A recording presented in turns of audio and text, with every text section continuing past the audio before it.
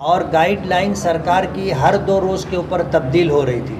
ऐसे हालात के अंदर सरकार ने मालेगांव में हम लोगों को मरने के लिए छोड़ दिया था। सारे हॉस्पिटल के पूर्व जवार के शहर के लोगों ने हमारे लिए आने का रास्ता बंद कर दिया था।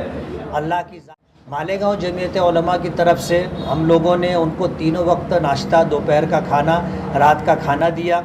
और अल्हम्दुलिल्लाह मालेगांव को जिस तरह बदनाम किया गया था, एक वक्त आया कि पूरे हिंदुस्तान से ये मुतालबा होने लगा कि रहे और सोशल डिस्टेंसिंग के नाम पर जो पैगाम दिया गया था, जो मैसेज दिया गया था, उसमें लोगों के दिलों में खौफ और दहशत पैदा हो गई थी। मालेगांव में हमने AIMIM मजलिस इत्तेहादुल मुस्लिमीन के वर्करों को हमने इस बात के लिए आमादा किया कि ये मुसीबत की घड़ी है, लोगों की तीमारदारी करना चाहिए, करीब में रह करके उनकी खिदमत करनी चाहिए। और हमने अल्हम्दुलिल्लाह ये काम किया। फ़ख्र के तौर पर कह सकते हैं कि मालेगांव कोरोना मुक्त हो गया। और उस सिलसिले के अंदर हमारे डॉक्टर्स हज़रात और इसी तरह मजलिस इत्तेहादुल मुस्लिमीन के वर्करों का बहुत बड़ा हिस्सा रहा।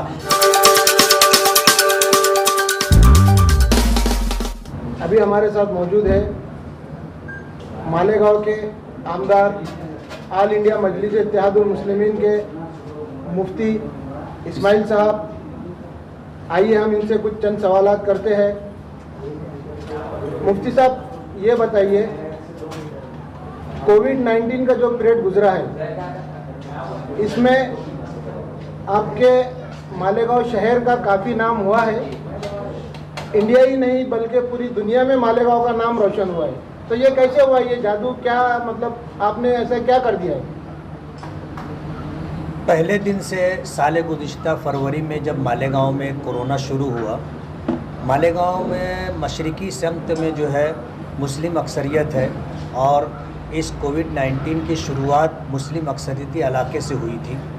उस वक्त मगरिबी सिमत रहने वाले हमारे बिरादरान वतन ने हमारे लिए दरवाज़े बंद कर दिए थे। बीच में नदी है और नदी पर उन्होंने बैरियर वगैरह लगा करके, बैरिकेड लगा करके उन्होंने सारे रास्ते बंद कर दिए थे। पूर्व जवार के देहातों से जहाँ से दूध, सब्जियाँ और खाने पीने के सामान आते थे, उन्होंने मालेगांव आना बंद कर दिया था। वहाँ के ज़िम्मेदारान ने, सरपंच वगैरह ने उनसे कह दिया था कि अगर आप मालेगांव जाओगे तो वापस गांव में आना नहीं। ऐसे हालात से हम लोग गुज़र रहे थे और कोविड-19 यानी कोरोना की कोई भी दवा भी सरकार के पास नहीं थी और गाइडलाइन सरकार की हर 2 रोज़ के ऊपर तब्दील हो रही थी। ऐसे हालात के अंदर सरकार ने मालेगांव में हम लोगों को मरने के लिए छोड़ दिया था। सारे हॉस्पिटल से बंद कर दिए गए थे और इस तरह के हालात हो गए थे कि पूर्व जवार के शहर के लोगों ने हमारे लिए आने का रास्ता बंद कर दिया था। अल्लाह की ज़ात पर भरोसा करते हुए हमने जितने हॉस्पिटल में पेशेंट थे और इसी तरह उनके अहले खाना जितने क्वारंटाइन थे, मालेगांव जमीयत उलमा की तरफ से हम लोगों ने उनको तीनों वक्त नाश्ता, दोपहर का खाना, रात का खाना दिया। और उसी के साथ हम लोगों ने उनको काढ़ा देना शुरू किया।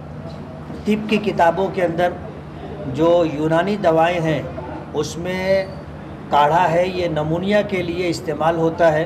वही काढ़ा जो अतिब्बा की किताबों में, कदीम किताबों में था, वही काढ़ा हम लोगों ने बना करके अपने यहाँ जितने मरीज़ थे सबको दिन में 3 वक्त देना हमने शुरू किया था। सुबह 9-10 बजे, शाम में 5-6 बजे और रात में 9-10 बजे। इस तरह 3 वक्त हमने काढ़ा देना शुरू किया। और अल्हम्दुलिल्लाह मालेगांव को जिस तरह बदनाम किया गया था, एक वक्त आया कि पूरे हिंदुस्तान से ये मुतालबा होने लगा कि मालेगांव के अंदर ऐसी कौन सी बात है, कौन सा ऐसा पैटर्न इस्तेमाल किया गया जिसकी वजह से मालेगांव कोरोना मुक्त हो गया। ये सेकंड लहर जब आई तो सेकंड लहर के अंदर हालात इस तरह के बने कि अल्हम्दुलिल्लाह मालेगांव मशरिकी सिमत में एक भी केस नहीं था। हमने तमाम हॉस्पिटल में बैरून शहर से आने वाले बीमारों का इलाज व मुआलजा किया। और सबसे बुनियादी बात जो मैं एक पैगाम के तौर पर देना चाहूँगा कि आम हालात में हमेशा डॉक्टर्स हज़रात ये कहा करते थे कि अपने बीमारों को हौसला दो, उनके करीब रहो। जो इस्लाम की तालीम है, तीमारदारी करना, मरीज़ के साथ जो उनसे क़ुर्बत रखता हो, मरीज़ जिससे ताल्लुक़ और मोहब्बत रखता हो, ऐसे लोगों को करीब रहना चाहिए। कोरोना में ये हुआ कि सरकार की गाइडलाइन ऐसी थी कि कोई उनके करीब ना जाए, कोई उनके साथ जो है कोई व्यवहार ना करें, इस तरह के जो मामलात रहे। और सोशल डिस्टेंसिंग के नाम पर जो पैगाम दिया गया था, जो मैसेज दिया गया था, उसमें लोगों के दिलों में खौफ और दहशत पैदा हो गई थी। मालेगांव में हमने लोगों का खौफ ख़त्म किया, दहशत निकाल दी। जो भी कोरोना के मरीज़ थे, नर्सेस कहो या वार्ड बॉयज़ कहो, डॉक्टर से कहो, कोई करीब जाने के लिए तैयार नहीं था। हमने AIMIM मजलिस इत्तेहादुल मुस्लिमीन के वर्करों को हमने इस बात के लिए आमादा किया कि ये मुसीबत की घड़ी है, लोगों की तीमारदारी करना चाहिए, करीब में रह करके उनकी खिदमत करनी चाहिए। और हमने अल्हम्दुलिल्लाह ये काम किया। और सेकंड लहर के अंदर मालेगांव मशरिकी सिमत में केसेस बराए नाम रहे और इतने कम रहे कि किसी को हॉस्पिटल जाने की भी ज़रूरत नहीं थी। मालेगांव में हमारे BOMS डॉक्टरों ने जो फीवर क्लिनिक चालू किया था, महिलावारी क्लिनिक चालू किया, तो वहीं से उनके इलाज होते रहे। और पूरे महाराष्ट्र से मालेगांव लोग इलाज की गरज से आने लगे और हमारे BOMS डॉक्टरों ने उनका बहुत कामयाब इलाज किया। आज अल्लाह का बहुत बड़ा एहसान है कि साल गुज़िश्ता जो मालेगांव पर एक दाग लगा था कोरोना और कोविड-19 को लेकर के, इस साल की खिदमात को सामने रखते हुए हम ये कह सकते हैं और फ़ख्र के तौर पर कह सकते हैं कि मालेगांव कोरोना मुक्त हो गया। और उस सिलसिले के अंदर हमारे डॉक्टर्स हज़रात और इसी तरह मजलिस इत्तेहादुल मुस्लिमीन के वर्करों का बहुत बड़ा हिस्सा रहा। उन लोगों ने अपनी जान हथेली पर रख कर, जान पर खेल करके जो कारनामा अंजाम दिया, जिसकी वजह से पूरे मालेगांव के लोगों के दिलों से डर और खौफ निकल गया।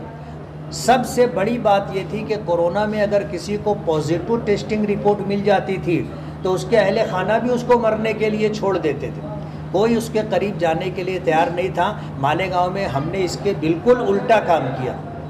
किसी को अगर कोरोना पॉजिटिव रिपोर्ट आई, हमने उसको जाकर कलेक्ट किया और ला करके उसका मुकम्मल इलाज करवाया और उसकी खिदमत और सेवा की। जब खौफ उनके दिलों से निकल गया, ज़िंदगी और मौत तो अल्लाह का फैसला है, लेकिन खौफ निकल जाने की वजह से बात ख़त्म हो गई।